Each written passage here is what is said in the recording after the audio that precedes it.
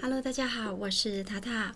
上一集跟大家分享自己发酵的酸白菜，这一集再跟大家分享一款好吃的酸菜白肉锅。自己做的酸白菜会比市售的还要脆，也不会那么咸。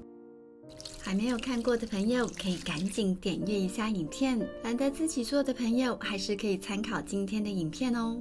准备大约半颗的酸白菜分量。不管是自己做的还是买的，建议还是要水洗一下，去除多余的咸味。洗过之后呢，挤干水分就可以料理了。前面比较硬梗的地方先切掉，后面梗跟叶子的部分就切成丝。大概就切这样的分量，菜梗的部分这个保留下来，直接丢汤里熬出味道。辣椒可以增加一点风味，不放辣椒，香味会比较凸显，也是很好吃的。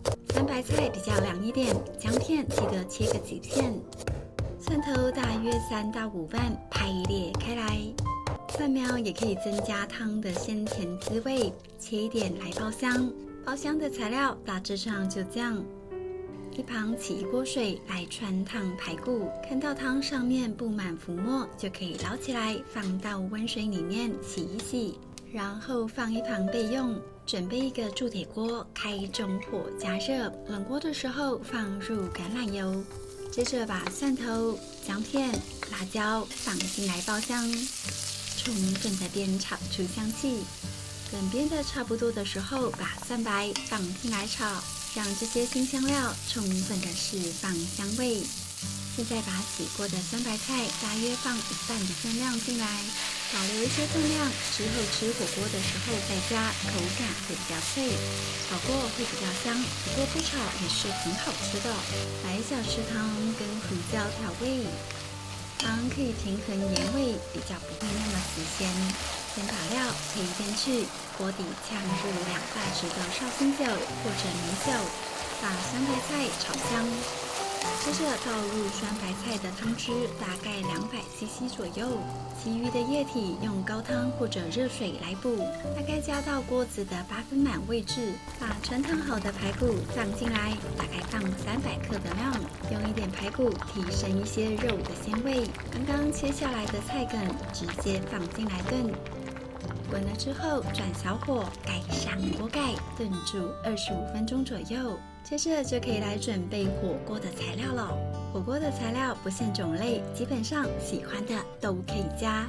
海鲜当然是少不了的啦，还有猪五花肉片，你也可以选肥一点的，就很有酸菜白肉锅的感觉。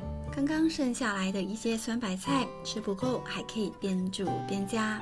后面放的酸白菜吃起来会比较脆。好了，现在就可以把汤端上来，准备开动了。哇哦，好香的味道，咕噜咕噜的，看了肚子都饿了。先试试看咸味，我喜欢吃百叶结，放一些进来。还有酸菜白肉锅少不了的冻豆腐，花干也很不错。金针菇跟一些绿色的蔬菜。猪肉片、牛肉片、羊肉片，通通都很好吃。还有放一些海鲜，也可以增加汤底的鲜味哦。